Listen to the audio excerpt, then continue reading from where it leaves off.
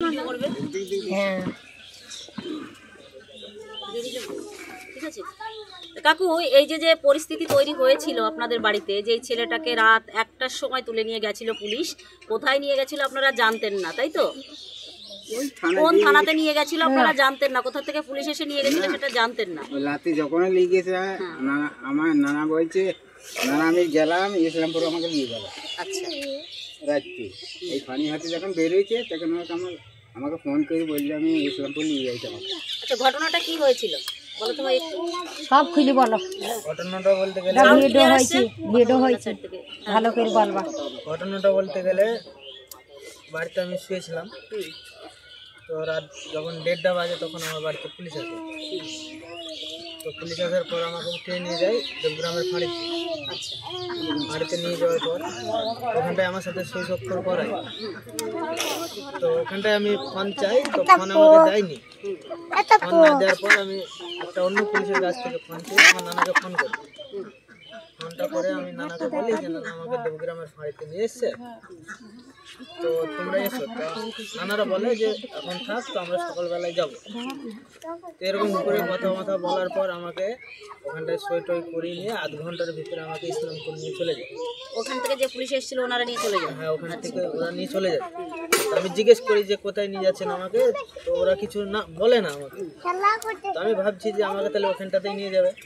তো আমি আমার নানাদেরকে ফোন করে বলছি যে নানা আমাকে ইসলামপুর নিয়ে যাচ্ছে, তা তোমরা যদি পারো তাহলে ইসলামপুরে এসো। ফোন টোন আর আমাকে দেয়নি, ফোন টোন করতে দেয়নি। তুমি তারপরে যোগাযোগ করতে পারোনি বাড়ি? না, তারপরে আর কোনো যোগাযোগ নেই। আমি ইসলামপুর থানাতে ফোন চেয়েছি, কোনো পুলিশ আমাকে ফোন দেয়নি, কোথাও যোগাযোগ করে দেয়নি বাড়ি? করে দেয়। তারপর তোমাকে ওখানে থানাতে নিয়ে গিয়ে কতদিনের মধ্যে জেলে ঢুকিয়েছে? থানাতে নিয়ে গিয়ে পুরো একদিন।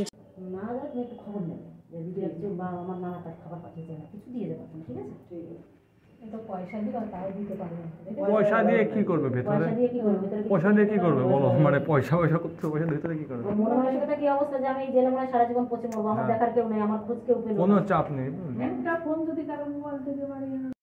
কিছু দেয়নি, একটু পানি চেয়েছিলাম তাও দেয়নি। থানা থেকে দেয়নি কিছু? তারপরে আমাকে কোর্টে নিয়ে যায়। কোর্টে নিয়ে যাওয়ার পর যখন রাত 8টা বাজে তখন আমাকে জেলে দেয়। কোর্টের থেকে জেলে দিয়ে দেয়? তারপর তোমার বাড়িতে কারোর সঙ্গে যোগাযোগ কোনো হয়নি? যোগাযোগ নেই। আচ্ছা,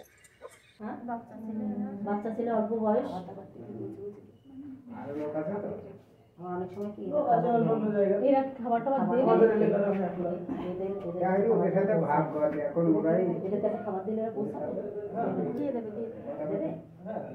জিজ্ঞাসা করে নেবে যে আমার খাবার এসছে, এখন যাই দিয়ে দিলে ওরা আমাকে খবর করে দেবে। তারপরে আপনারা কি সিদ্ধান্ত নিয়েছিলেন? যাই হোক, তারপরে এই অবস্থা মতো ও যে কোথায় আছে জানতেন না, যে জেলে দিল না কোথায় দিল, বাড়ির লোক তখন অন্ধকার। হ্যাঁ, ইসলামপুর নিয়ে গেছিল এটা জানে, কিন্তু ও কোথায় আছে সেটা জানতো না। তো গত 3-4 দিন হয়ে গেছিল, ওর কোনো খোঁজ খবর ছিল না, ওকে অলরেডি জেলে দিয়ে দিয়েছিল ততদিন। বাড়ির লোক জানতো না। তা আমার দ্বারস্থ হয়েছিল 29 মহিলা সমিতির দ্বারস্থ হয়েছিল। আমি হচ্ছে সীমাদি। তো এখানে আরও কাজ করে গেছি আমি, এরই পিসি মেয়ে, যাই হোক এই কাকুর মেয়ে, ওনারও সংসার আমি অনেক দিনের 8 বছরের সংসার, আমি ভাঙা সংসার ওখানে জোড়া লাগিয়েছিলাম, দিয়েছিলাম, এবং সেই মেয়েটা এখন ভীষণ ভালো আছে। তো এই ভাইয়েরও যোগাযোগ আমার মাধ্যমে যোগাযোগ করেছিল যে দিদিকে আনলেই হয়তো এই সুষ্ঠুভাবে এর খোঁজটা পাওয়া যাবে, কোথায় আছে ছেলেটা, কোথায় আছে। এই বাড়ির লোক ভেবেছিল যে না, দিদিকে আনলেই খোঁজটা পাওয়া যাবে। তো আমি ফার্স্ট টাইমে যখন আমাকে জানানো হয় তখন সঙ্গে সঙ্গে আমি আসি। পরের দিন এসে আমি নবগ্রাম থানাতে যাই, একে কোথায় তুলে নেওয়া হয়েছিল, কোথায় গেছিলো সবটা থানা থেকে জানি। জানার পরে এনাদেরকে নিয়ে আমি ইসলামপুর থানাতে চলে যাই। সেখান থেকে কেউ খোঁজ দিতে পারেনি ফার্স্ট টাইমে, বলেছে এই নামে কোনো ছেলে থানাতে নেই বা আসেনি। তো আমরা বললাম তাহলে কোন অফিসার গেছিলেন আমাদের একটু জানান। তো ওনারা পরে যোগাযোগ করে, যাই হোক কোন অফিসার বাড়ি থেকে গেছিলেন তার সঙ্গে যোগাযোগ করি, যোগাযোগ করে গিয়ে অফিসারের সঙ্গে কথা বলি।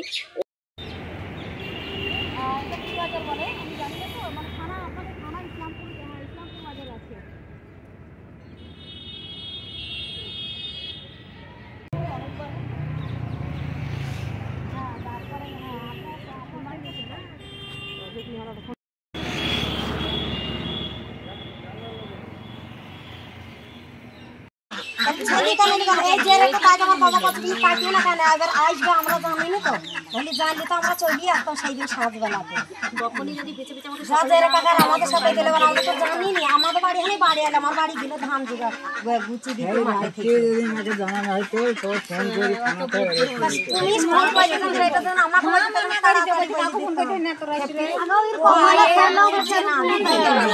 বাবা মা মানে এসবের দিকে কোনো কথাই বলতে পারে না চলে আসে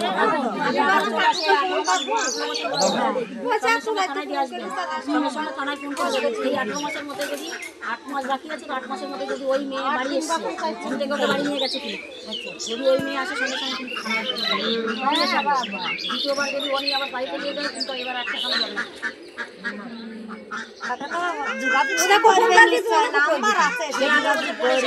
ঠিক আছে আপনার কারো ছেলে ওকে নেওয়ার ক্ষমতা এখান থেকে কারো নেই থানা পুলিশ কারোর ক্ষমতা নেই আমরা যদি আসে 18 বছর পূর্ণ হয়ে গেলে সে সে আসুক কোনো সমস্যা নেই আসে না তার কেউ ক্ষমতা নেই তুলে নিয়ে যায় হ্যাঁ ওর অপরাধ ছিল একটা ভালোবেসে একটা নাবালিকাকে নিয়ে গেছিল মেয়েটার বয়স 18 বছর পড়তে এখনো বোধহয় 8 মাস বাকি সেই মেয়েটাকে নিয়ে সেই মেয়েটা চলে এসেছিল এই বাড়িতে উঠে এসেছিল ও যায়নি আনতে সেই মেয়েটা চলে এসেছিল ভালোবাসা হয়েছিল চলে এসেছিল তাই সেই মতো ওর একটা পক্সো কেস হয়েছিল জেলে দিয়ে দিয়েছিল সেইখান থেকে দাঁড়িয়ে যেখানে উনি আয়ো ছিলেন এবং সেই আয়োকে ঘোরাঘুরি করার পর ওখানে উকিল লয়ারকে ধরে অনেক পরিশ্রম অনেক ঘাম ঝরিয়েছি ওখানে অনেক মানে রাতের পর রাত জেগে এবং সারাদিন না খেয়ে থেকে একটাই টার্গেট ছিল ওকে জেল থেকে কীভাবে বার করবো ছেলেটা নাকি এখানেই আছে তাহলে আমরা আসামি কোথায় আছে একটু দেখান তা দুটো জায়গায় আসামি রেখেছে থানাতে আমি কাকুকে বলছি যে আপনি যান আমি তো চিনতে পারবো না ওকে